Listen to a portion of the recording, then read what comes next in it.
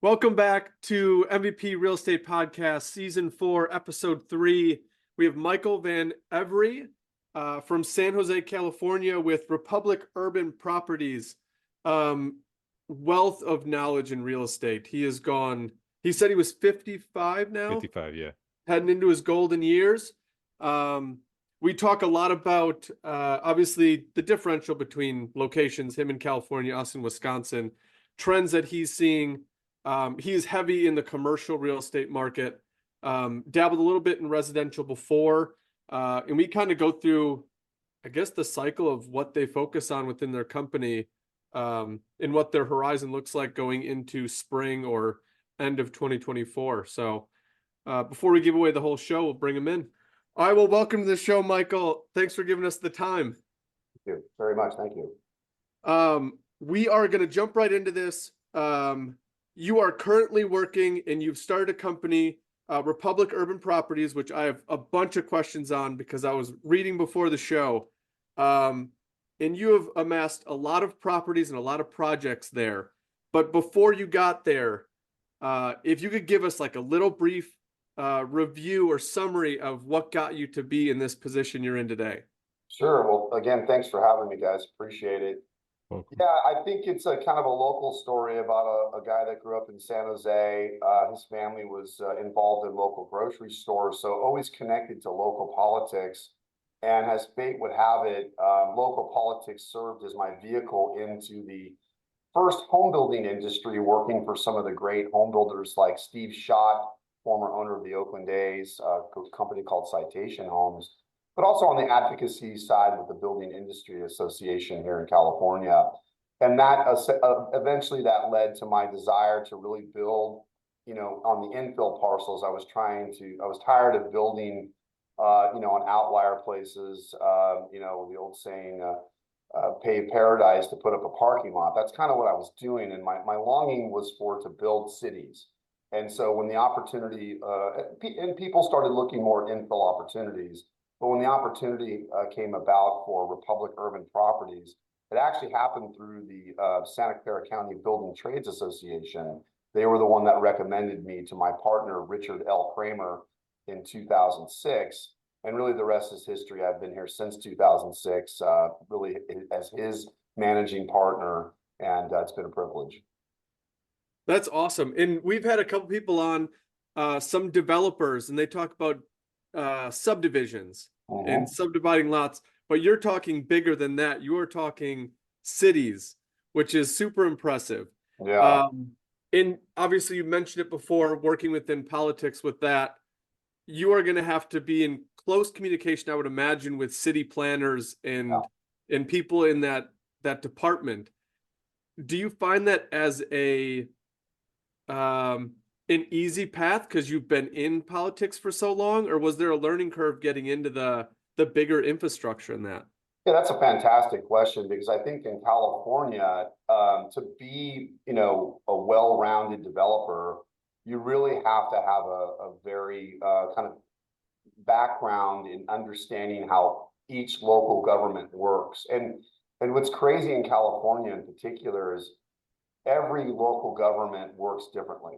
There's foundational parts of local government through municipal codes that are consistent, but the way they may process a project, or of course how their general plans are approved, are vastly different. The state of California is trying to do a more uniform building process.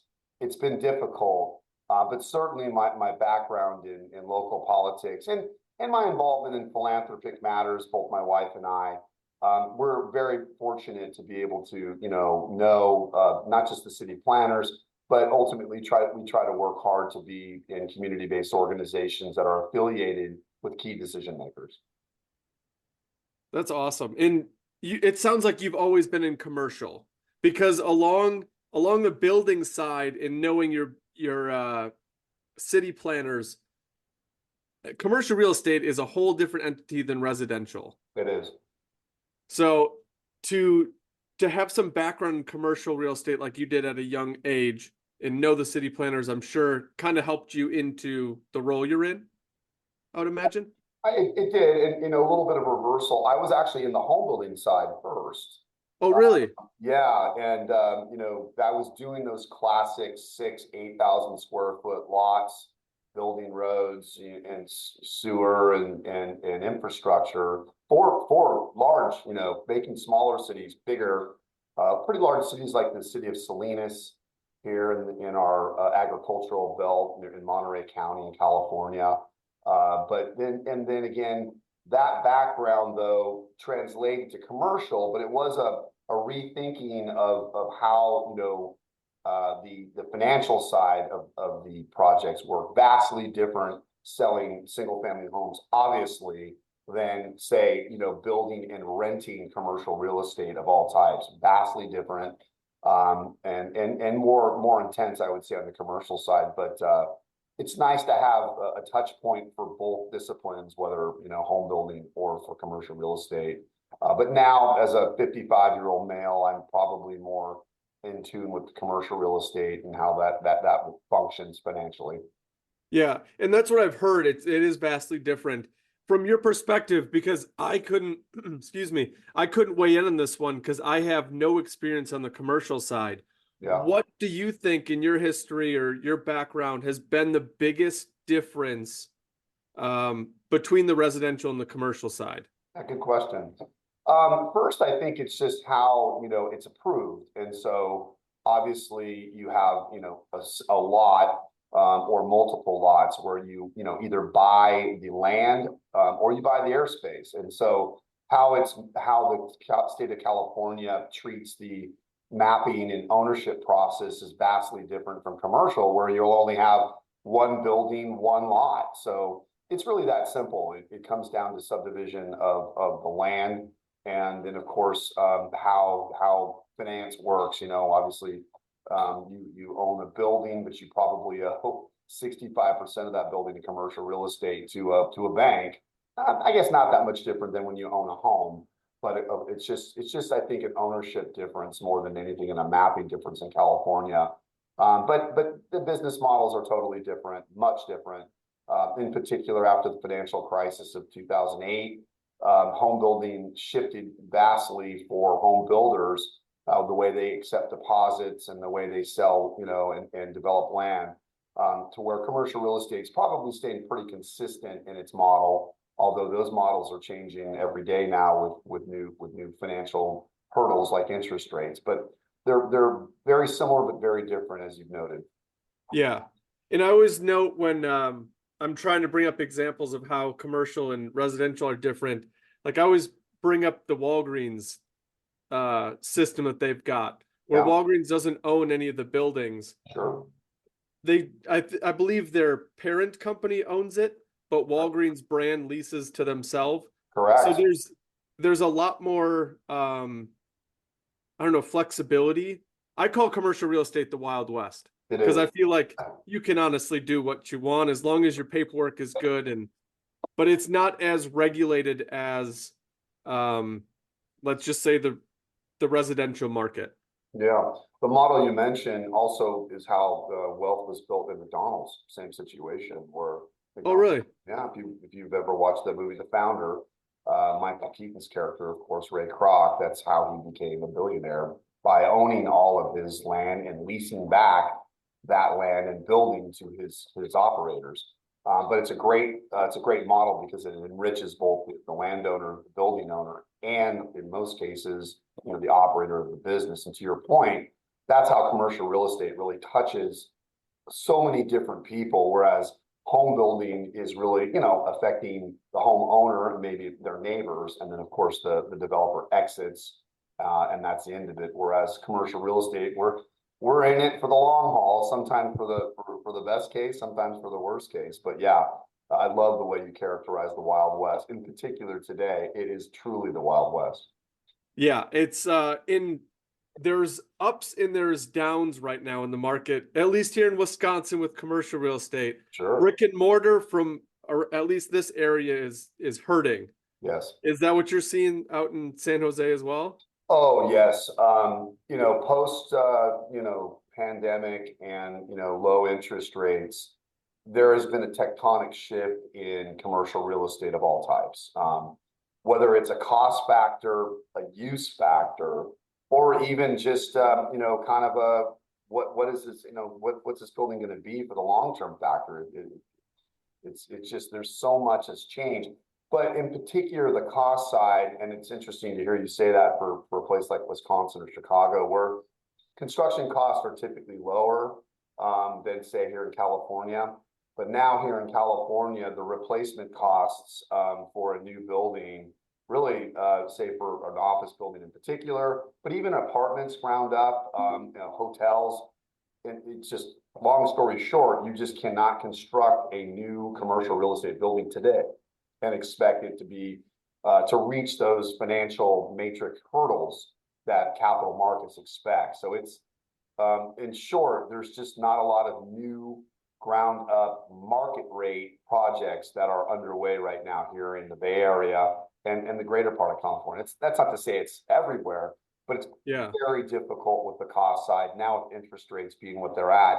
And then we've seen a tremendous amount of cooling off for apartment rents. That's a national average, in fact, unless you're in the Southeast or maybe Arizona, but they've had hyperinflation, right? So it's difficult. It's a very difficult market, and it probably will stay this way for you know, at least another year, in my opinion. Yeah, So that's what. it sounds a lot like how the residential market is, right? Like you're getting priced out of being able to buy the fix and flips or the fixer uppers to rent them out, like, and then you're trying to figure out if the numbers align, like you said, with the matrix of what you expect on return and how quickly. So yeah, true. You bring up a good point. That's been another, you know, actually to some extent a commercial business where you are fixing properties and either renting them or, you know, selling them. But you have a little bit more chance on something that's existing and doing a value add. I think that's where most of the capital markets on the equity side, but also tremendous programs on the debt side would say, hey, you have a structure, a building, or what have you that you want to, you know, reinvent, or, you know, you want to enhance, or maybe you want to create an affordable situation. That part of the capital markets is still moving pretty well. But again, if you see an obsolete piece of property that has a great piece of land and you want to blade that and go vertical, it's I don't care what commercial asset it is, it's almost impossible right now, at least in March of 2024. wow. And it's so timely that you bring that up, because down the street we have a company that's here in Wisconsin. They bought up a couple commercial unit buildings that were not historic to our town, but on the older side.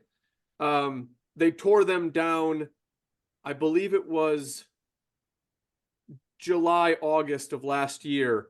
They were supposed to, over the winter, get prepped for build, and they've since called the project off for at least a year because they can't get funding to work.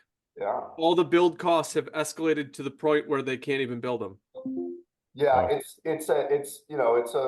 a virus right now that the industry has, and I'm not sure what is going to break loose in terms of what, you know, will it be a lower, you know, interest rate? Because right now, just from a financial perspective, if your return on cost on a commercial project, say, is 5%, that's too low, because, you know, the cap rate or the value that the building's actually worth, you can't have a 5% cap rate and a 5% return on cost. That the capital markets on the equity side will not accept that.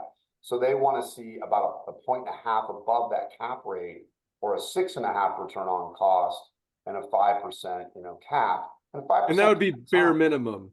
Bare minimum. And you know, we have projects that are 6.5 above a cap rate, and just zero interest. And it's interesting there, without naming names, I spoke to a very prominent family who owns a lot of hotels in Chicago, and they're not hurting for money, but they are just sitting on the sidelines, and they're not interested. And they have real estate in every single part of the United States. They have a very large presence in San Francisco, as they do Chicago, and they're just kind of hanging tight. I spoke to this great guy yesterday who runs their San Francisco office, and he's like, I don't know why we're not investing because there's good projects to invest in. I just know that we're not, and it's frustrating.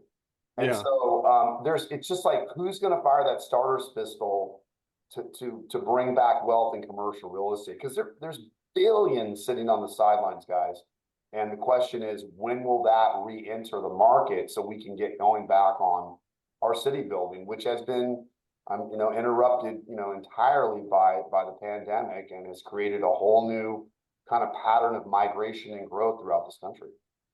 Yeah. And I'm interested to see which companies or what industries go back to like brick and mortar.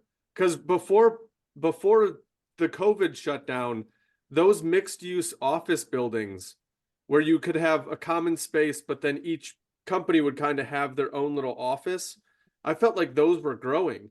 And now everybody's working at home. And then obviously everybody boosted up their delivery wing of their company. So those storage, those industrial buildings have now kind of shrunk because everything's delivery truck now. Yeah. That's my worry for commercial, is everything is just gonna kind of fade. And I'm hoping it doesn't, because those are important industries. That's what brings cities together, is the companies. Yeah, I think for a long time, me personally, I was angry about the policies that was, just basically dictated to us by the health officials in most of our counties, which really shut down, everything that you just mentioned. And then as we reopened, technology, as we're witnessing here in this podcast, has emerged as a more effective deliverable of how people work and communicate. And so we have a complete paradigm shift from from going to the office. So I don't think the die is yet, finalized or cast on, what does this look like? But I think we all, intuitively know, have a gut feeling that, and the evidence appears that a hybrid will be the standard for the large companies. And here in the Bay Area, the easy ones are the Googles, the Apples, the Intuits, the NVIDIAs. Those companies have adopted effectively, models that allow their employees to have flexibility. But that's great for them, but it hurts, people in our industry who have been landlords and who have, essentially built these cities, because we had such a renaissance post 2008 of city building and transit, orientated development. And now we're finding that the daytime population in San Francisco, San Jose, Oakland, Los Angeles, depending on where you're at, is vastly different. So a reinvention of those spaces, especially on the office hotel side, is underway. And I would say with the capital markets and the things we just previously discussed on costs, it is a barrier of entry to reconfiguring, reimagining our cities. So I'm sure you guys have heard the saying, and I try to, since it's a Friday, let's be a little humorous. There is a motto in our industry, which is what you've heard: survive to 25. To see if we can start a new process of city building and a reinvention of the spaces now that have been abandoned as a result of remote work. Yeah. And I was going to ask you, I don't want you to spill the beans of like your secret sauce of how you guys at Republic Urban Properties are reinventing or integrating. Yeah. Well, there's no secrets in commercial real estate. There isn't.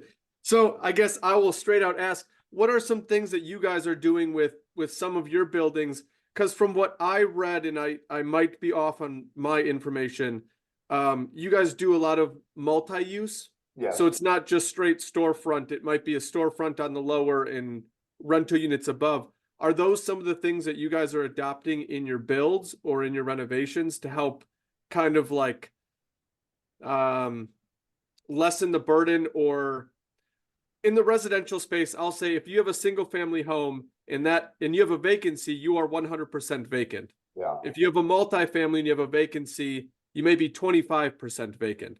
Yeah. So that's a big liability on the single family side. And I would say that as a commercial space, if you have a storefront and there is vacancy, you are 100% vacant. Yeah, and you bring up a good point, in particular with these storefronts. So storefronts, between say 1,500 feet and 5,000 feet, these are small businesses. And so, it's very difficult for small business owners to get loans. And so we do have one couple large retail mixed use properties, and mixed use, for whatever reason, an apartment above, say, in the case of Millbrae, California, it's really dependent on location, and you tend to get more of the corporations that come into some of these good locations. So that part of the mixed use, for whatever reason, is easier. On a standalone basis, say a strip retail, if you don't have an anchor tenant like a Safeway or a Kroger's or something that's anchoring that shopping center, it is very difficult to attract, a number of users, especially, between say 1,500 feet and 5,000 feet. It's extraordinarily difficult, especially if you're doing a new build, because that means you better bring that new build to a warm shell, which means you have their bathrooms, all the drywall, and all the HVAC system ready to go. If you don't, it's a struggle. And I can say that firsthand, that we've struggled going from, saying, all right, here's a cold shell space, just the walls, no bathrooms, none of the things I mentioned, none of the HVAC, none of the the drywall. It's a big deal for a small business to go from, zero to warm shell and building that out. My lights just turned off here, so it's funny. No, but the lighting looks like you're in a movie scene. Oh, good. It looks great. Will we call it Godfather, or will we call it one of my favorite, Dumb and Dumber? We'll have to figure out what movie. Hot Tub Time Machine. Wow. But in any If only we event, had one, right? Yeah, exactly. In short, retail is a very difficult commercial real estate asset, and it requires a ton of capital by the owner, landlord, and a ton of investment by the tenant. And boy, you better make sure you pick the right tenant. I can tell you from experience, I've picked some good tenants, really good tenants, and I've picked some not so good tenants. And ones you would think would have succeeded, that just great business plans, would have been amazing if they would have just had this place open, but they couldn't go from zero to open because they couldn't get the financial wherewithal and the loans that they need small business wise to make it happen. So it's a tough, retail is a tough commercial industry right now. Yeah, and from what the little I know from commercial, those staple tenants that you said early on are important to that whole shopping center. Oh yeah. Because I mean, that's a heavy chunk of you. It may not be 100% of your fillable space, but that's a large chunk of your profit. Oh yeah. And if they leave, the sales cycle to get a new person in is so much longer. Like we think on the residential side, like I'm going to list my house, someone will talk, within 60 days we'll get a new owner, title will change. But even a rental unit, you put it up on the market for a couple of months maybe, and you get a tenant. The commercial side, it is a long sales cycle. So there's a lot of holding costs and a lot of nerves that go in. So that is a very stressful point to be in. Thanks for reminding me. It is. It is. You're so. I think you just captured it beautifully. I just sent a note to my this 5,000 square foot Korean restaurant. He's got a permit ready to pick up. He's supposed to start paying rent in July, and he's been in contract with me now almost a year. He hasn't started construction. And so there's a lot of sleepless nights, worrying about those type of tenants. And we do everything to help them. We give them large tenant improvement allowances. Yeah. Large, I'm talking several $100,000. Yeah. And yet sometimes that's still not enough to get that business from, again, what we explained, from cold shell to warm shell to open. And so I would tell you that the Republic, business plan, that was a business plan that we started in 2016-17, where everything looked great. And again, once the pandemic changed, and once it changed it forever, and then interest rates now have really been our bugaboo, for small business. I don't, again, going back to our original kind of discussion on what's going to start, what's not going to start in cities. I don't see a lot of new retail and certainly office across the country. I can't even see a day right now where there would be demand for a new office building for exactly those reasons that you mentioned. Yeah. And the supply is up. So to build a new one, you're kind of just go take what is available. Correct. You had mentioned, or I read on the background of the company, and you guys were doing smart growth projects. Can you explain what you mean by smart growth projects? I don't know if that fills in with things that you've got going on, or if that is a completely entirely different thing. Yeah. But I feel like it kind of alludes to what you're trying to do to ease the tension of what's going on in the commercial market. Yeah, smart's an open-ended kind of definition, maybe subjective to what you're applying it to. I guess in California, and I think we should probably change the narrative from smart to sustainable and sociologically kind of in fit. There's a real movement, as you probably know, California. We do have a tremendous amount of wealth. And in Silicon Valley, there's a right, wrong, or indifferent because there is costs associated with smart or sustainable and green, whatever narrative you want to paint it with. But there clearly is an effort to work climate control into new development, and that's the thing about new development. It's always the test case for providing smart, sustainable, green, whatever you want to apply. And so real examples of that are now here in California. Again, these come with costs. So I'm just reporting the news in that, we're forced in most cases to do smart growth, which I think long-term is best for the environment. But for example, now in California, in most cities, everything is electric. So if I want to build a mixed-use project, my water heaters or my boiler, it has to be electric. My ground floor retail with my chef has to be electric. That's not necessarily something chefs want to hear when you're trying to attract a marquee restaurant to a destination. So that's one example. They call the Greenpoint energy standards here that we have. But I think then there's when you get back to what I would define as smart, it's most people would agree because they probably thought the same thing. You walk by that corner gas station that was shuttered. They pulled the tanks out.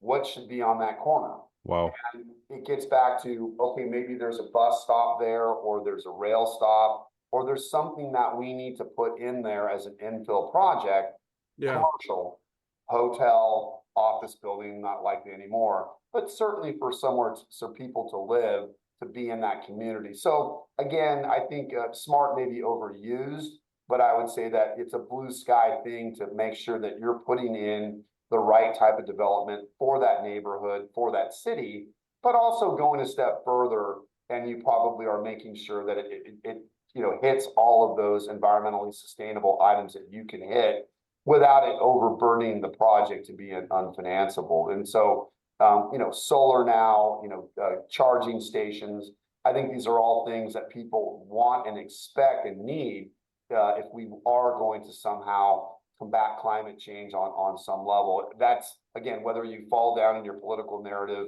whether you agree with that or not, I think that's in our community now as developers, that's considered smart, those types of investments. Okay. And that's why I wasn't sure if it went. What's that? I just have a random idea.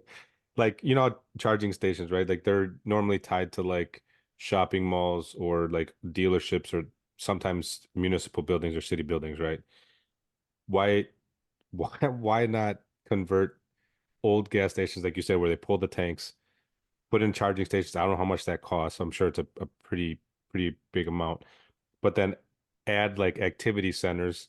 Once they start charging their car, they get a code. They can enter a gated like basketball court, tennis courts, pickleball courts, like something to pass the time instead of them just sitting in their car waiting for the car to charge. Because sometimes it could take 45 minutes, an hour right? Like I've been loosely following like electric vehicles and what they require, and some have gotten better with their quick charge to 80%, but it's still you're just sitting around. So why not do something while you're doing nothing?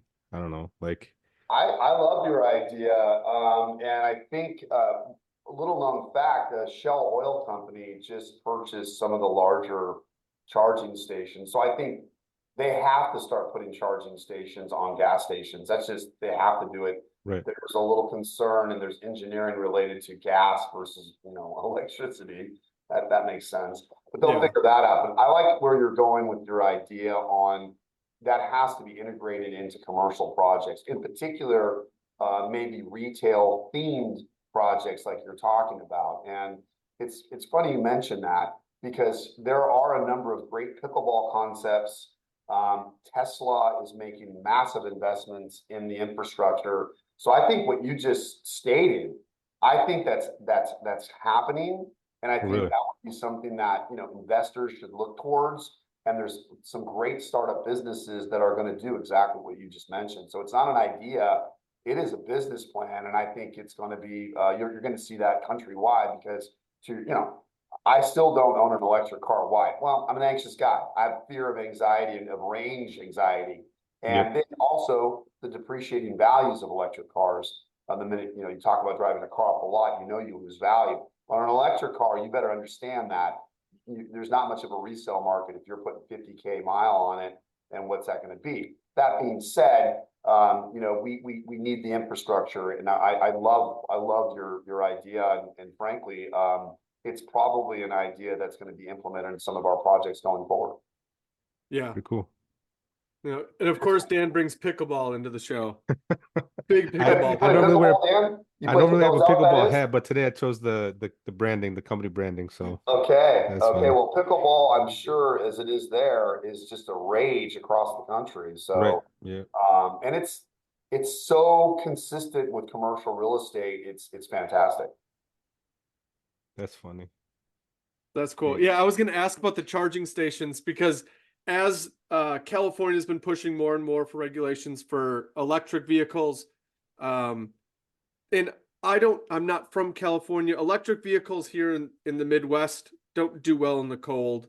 So you see very few of them out here. Yeah. But in California, like I'm seeing videos on social media and news coverage about how people aren't getting their cars charged and the charging stations aren't working because it's too cold, and there's a lot of issues with that.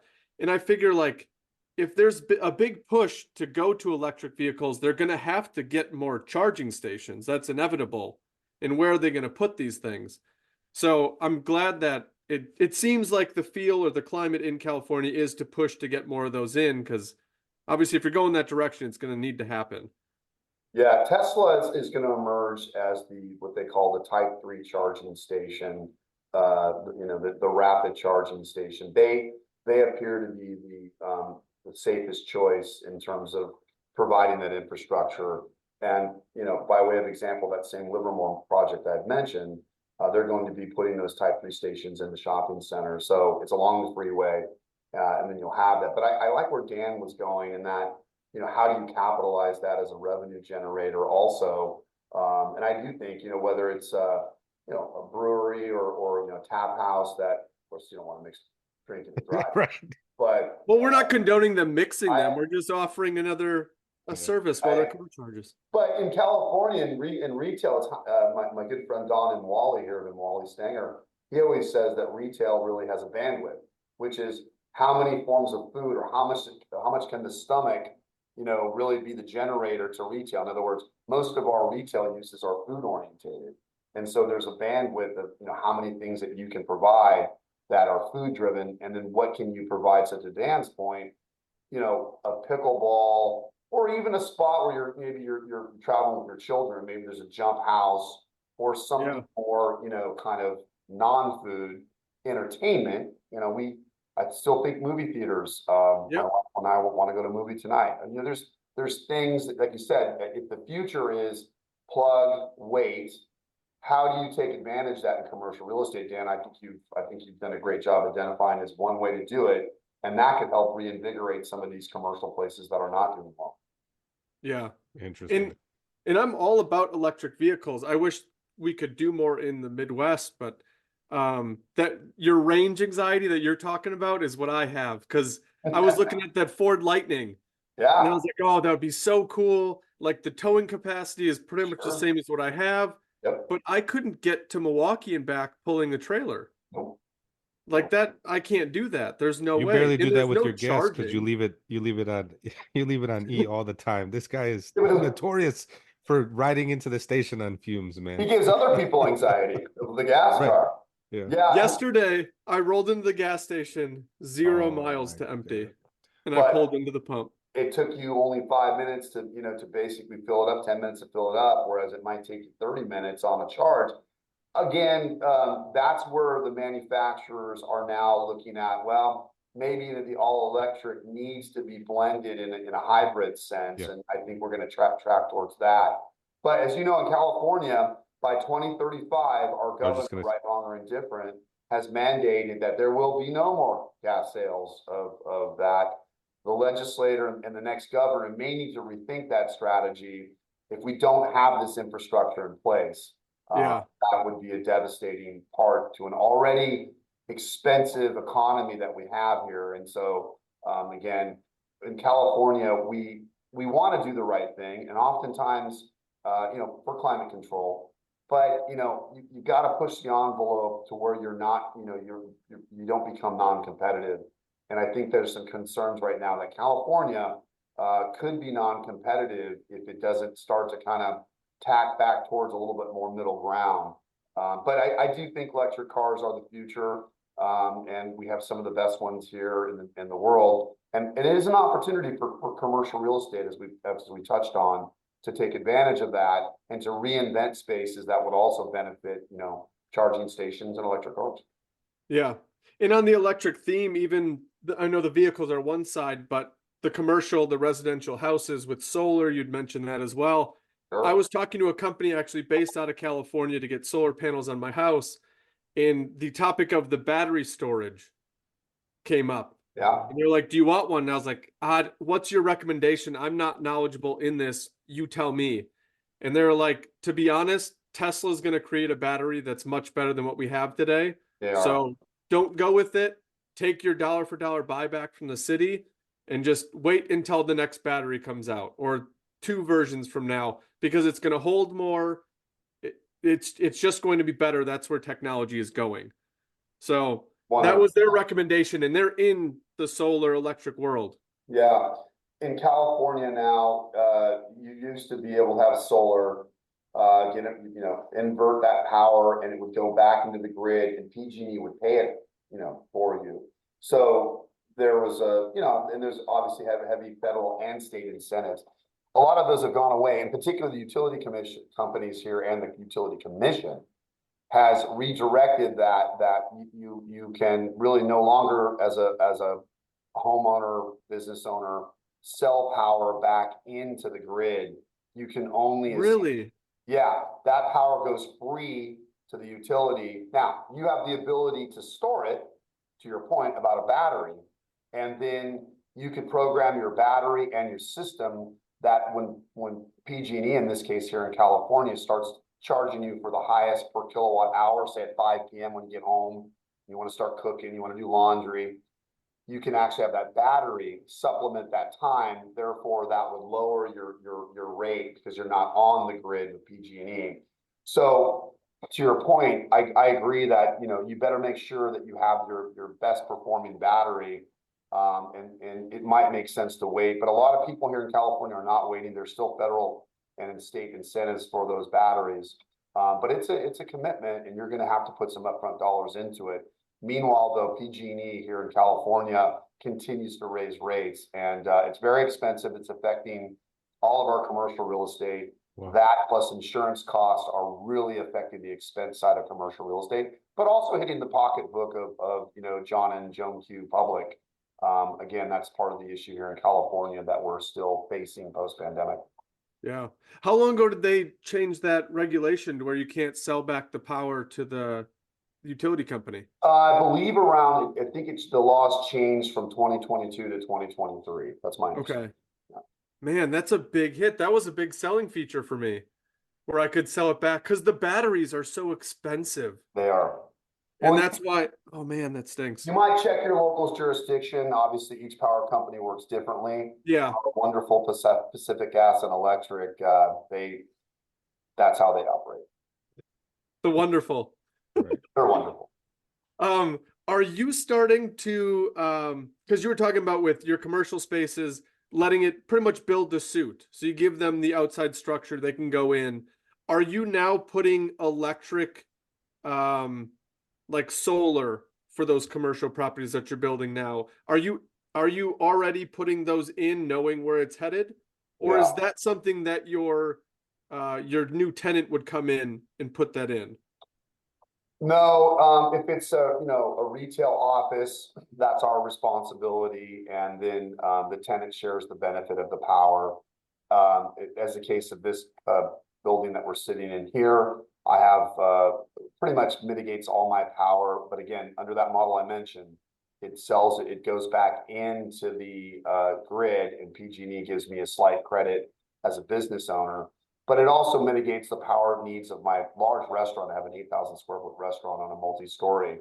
And so it helps that tenant with his electricity bills. So they're not as much fluctuation in their cost, which allows for a higher rent they can pay. So yes. And then for the residential apartments and or townhomes in particular, we are required to provide solar plus charging stations moving forward. That is a standard now of all projects. But from a build for rent, which are townhomes now that we're building, imagine 2-car garage, 5-unit townhomes, commercial property we rent.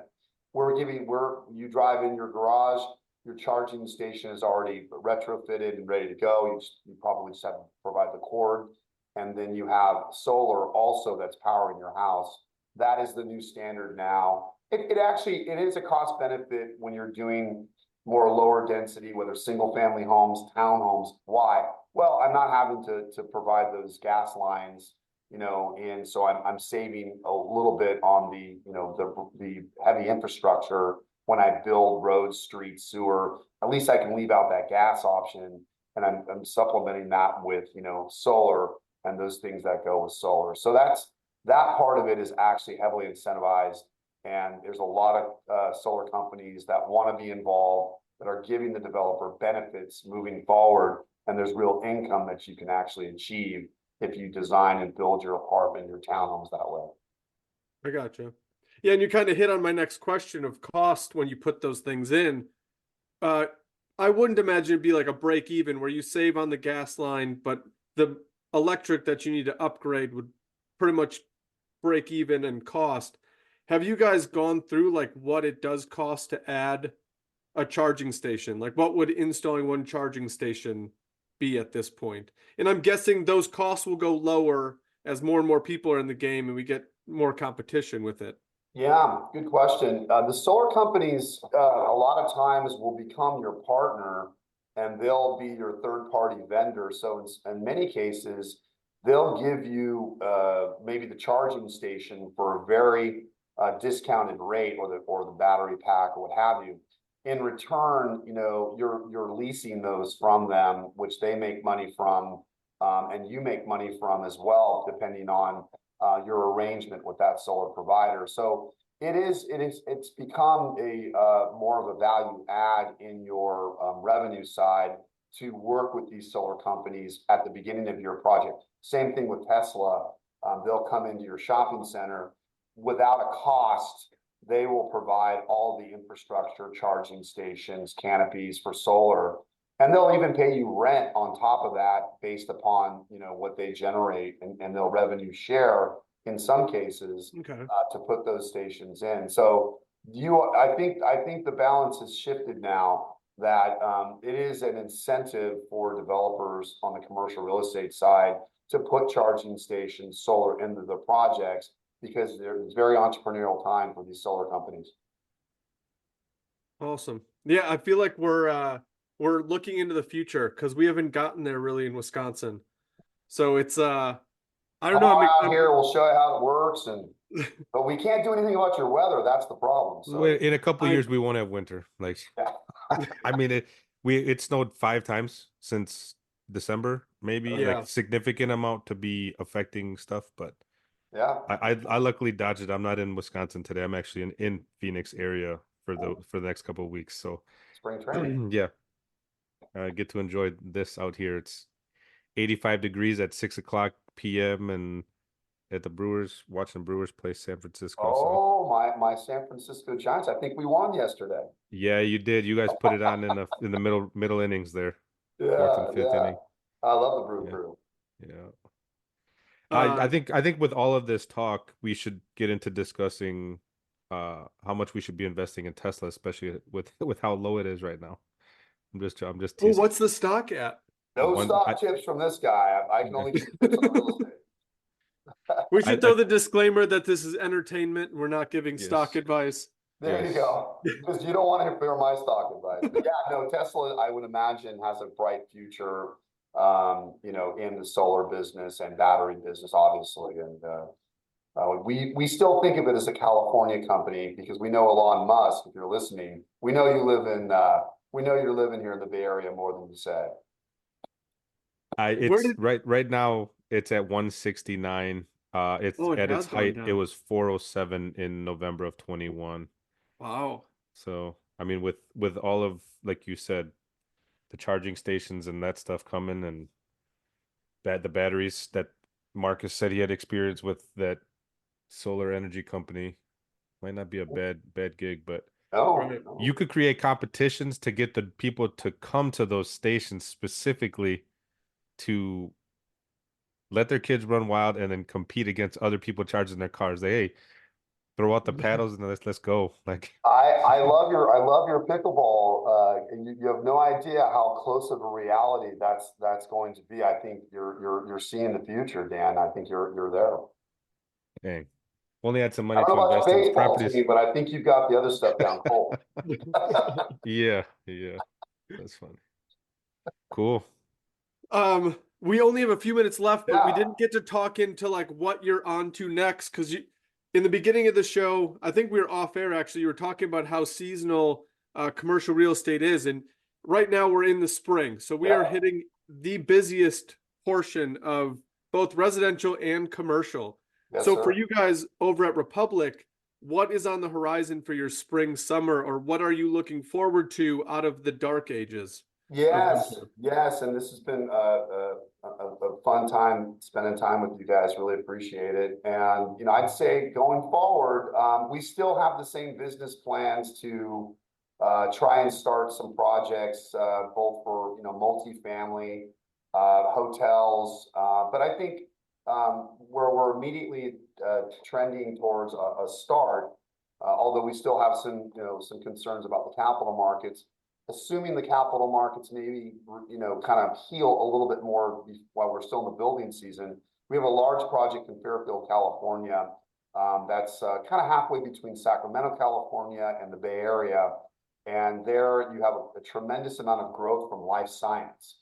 Large companies like Genentech and Roche and these large life science companies that are in this Solano County region. And then you have military bases there as well in Fairfield. So we're looking at, as I touched on briefly, called Build for Rent. It's that 5-unit townhome, because here in the Bay Area, we're starting to see, people that live in cities who are, say, now in their, early 30s. We talked about home ownership, how difficult it is.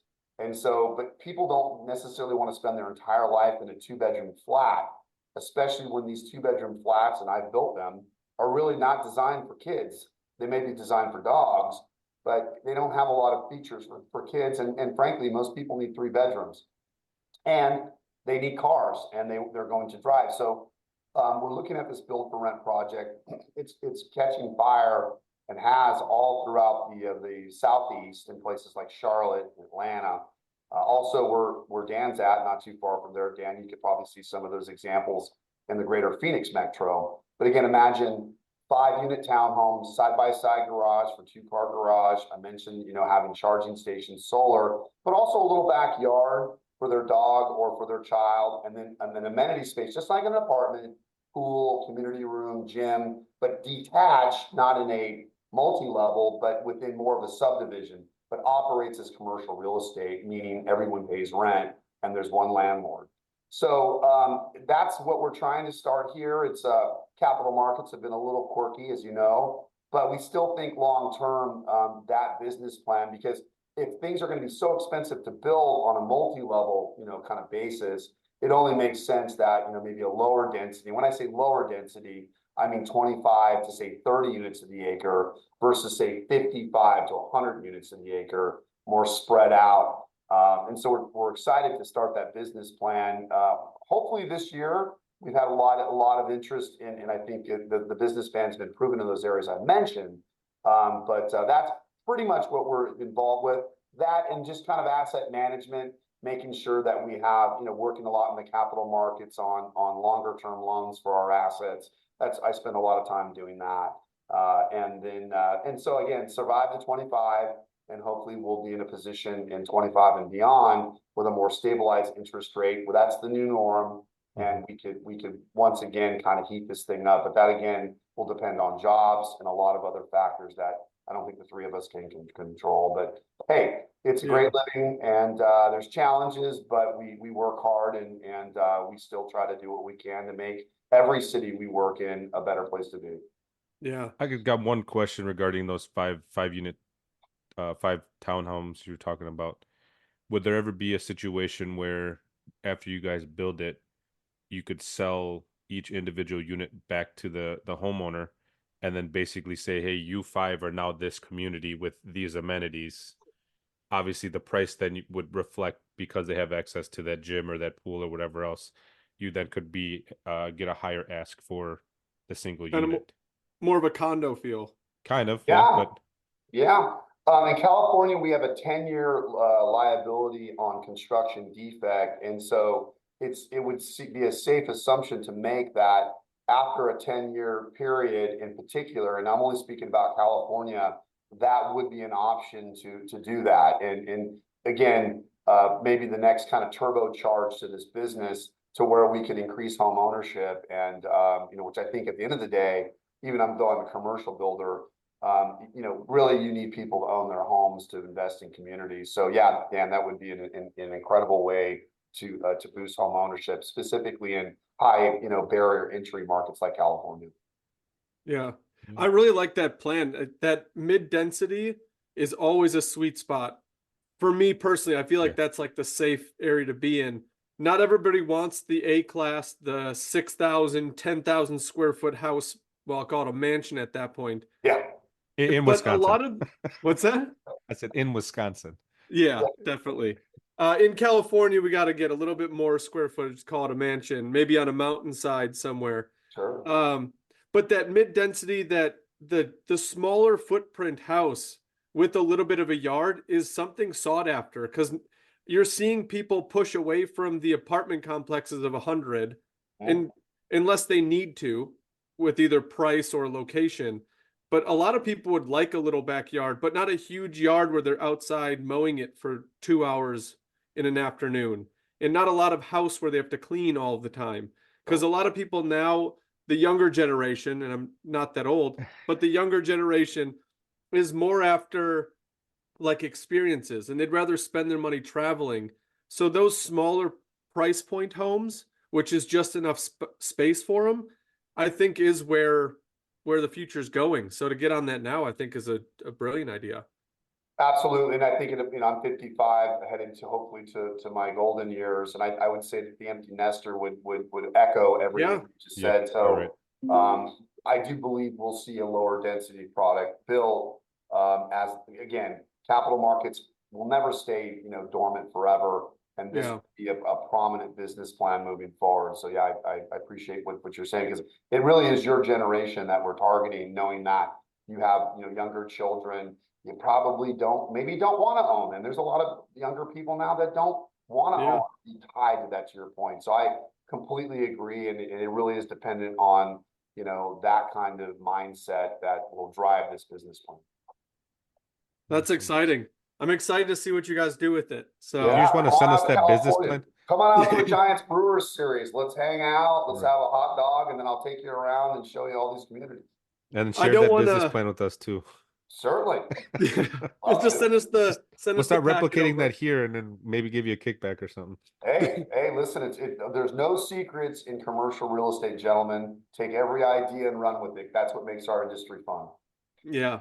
Awesome. And I would take you up on a Giants game. Hunter Pence is no longer playing for you, so I can do it. No, but I think you are Hunter Pence. You look just like him. Oh, don't say that. He is my most.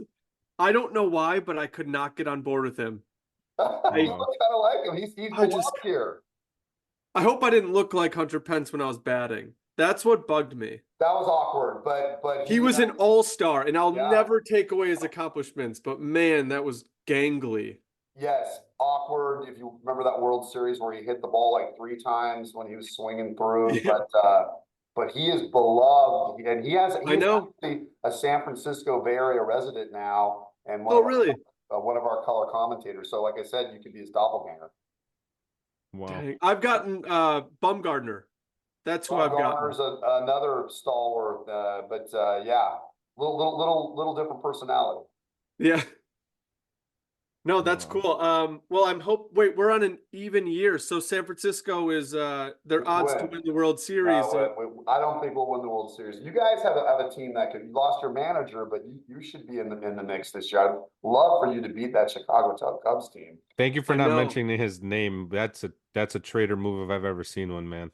That was treacherous. Oh man. And he's got kids that go to high school in like Whitefish Bay, so like it's for them. Yeah. I know they got a lot of flack because he was deep rooted in that community, and then for him to just say, hey, let's. But I understand it because he had pressure from other managers across the MLB saying, if you don't take this money, you're affecting our pockets down the road. True. So Is that your rival? The Cubs are the Brewers' rival, right? yeah, them in St. Yeah. Louis, I think. St. Louis. Oh, we Yeah, don't like them they either. frustrate me so much. Yadier Molina, Albert Pujols back in the day. Who else was with them, man? Just the Cubs and St. Louis frustrated me so much. Yes. For us, it's the Dodgers. Yeah. Yeah, them too when we get to the NLCS or NLDS. Yeah, we don't like the Dodgers. Now you'll have fun with Ohtani this year. Yeah. At least he won't be pitching against you. Yeah, well, he better be careful too about his little friend in that I heard. gambling situation. Is not a good look. That's not a good look. So I didn't get to read much on it, and I know this has nothing to do with real estate. So if the visitors came for real estate, they can click If you out. stay to the end, you get some nuggets. yeah. Well, it sounds like we're all baseball fans, which is what we're living for here coming up. Yeah, this big baseball. I still have all of the wood bats in college that I'd broken. Not me personally, but I was a pitcher. Yeah. That we had hung up in our college apartment. Okay. Nice. The bats of broken dreams. I love souvenirs. It was a great souvenir. Yeah. So Ohtani's translator Yes. was betting for Ohtani. No, he was betting on NBA, soccer, and other things allegedly through a bookie, but to the tune of hundreds of thousands of dollars, which he then stole from Ohtani to pay back. Okay, that's where it was. There was something where it crossed over to Ohtani's bank account. Yes. Stole from Ohtani. Hey, I'm taking this money. Yeah. Yeah. Okay, that's what the It's- story. I didn't get to read much on it, so I was kind of curious on what was going on with that one. But Doesn't know how to translate banking laws. He spurned the Giants. You know, the Giants really wanted him to come to San Francisco. So have fun in LA. yeah. Well, good luck to the Giants this year. It's hard to cheer. It's hard to cheer against the Giants. Yeah, it is. I'm telling you, boys, if you guys come out to San Francisco, we'll go to a game, talk some more commercial real estate, and it's been a pleasure being on your show. Hold on 1 second. Who was the manager for San Francisco? At Miller Park, when it was Miller Park, they would be yelling out. Was it Bochy? Bochy. They would razz him the whole time when I would go to those games, man. 4-time World Series champion. Yeah. Yep. 3 with the Giants, 1 with the Texas Rangers. Wow. We miss him. It was a dumb move letting him go. Yep, I agree. Well, And cool. that's where It we're was at with council. very So enjoyable we'll- conversation. Love the dialogue here and the information, tidbits, Yeah. everything. It's great. Thank you guys. Really appreciate it, and feel free to stay in touch. And like I said, let's get together soon. Yeah, Sounds good. absolutely. Well, I'll definitely keep in touch because commercial real estate is something that I've wanted to do. We've got this ski hill that's in the town that I live in. Been vacant for maybe a decade, 15 years. There was 3 owners to the land, and one of them died, and there was a big probate battle of who owns what. So it just sits there vacant. Every year, the ski lift is still on there. Oh, And I've got this like pipe dream of putting like little modular like Airbnbs on this hill. Because yeah, again, in the summer, it's a big lake draw. So sure. people coming up from Illinois or down from Minnesota um, have a place to stay. Our city doesn't really like short-term rentals, which is a hiccup there. Yeah. And then to find out who and how to obtain the land. But stuff like that would be a nice, exciting second step into real estate or to get into commercial. But Well, we dream your gotta, best dream because you'll be surprised at how often dreams come reality in commercial real estate. So dream your best dream and you know, always hook up with people that are smarter than you and but just like I do and you'll be surprised how fast those can become reality. we'll have to make our way out to Awesome. San Francisco. Yes. All right, Sounds gentlemen. good. Thank you so much for being on your show. I appreciate it. Yeah, thanks for being coming here. on. Thanks for giving us the time. Enjoy your weekend. You too, my friends. Take care. Bye-bye. See ya.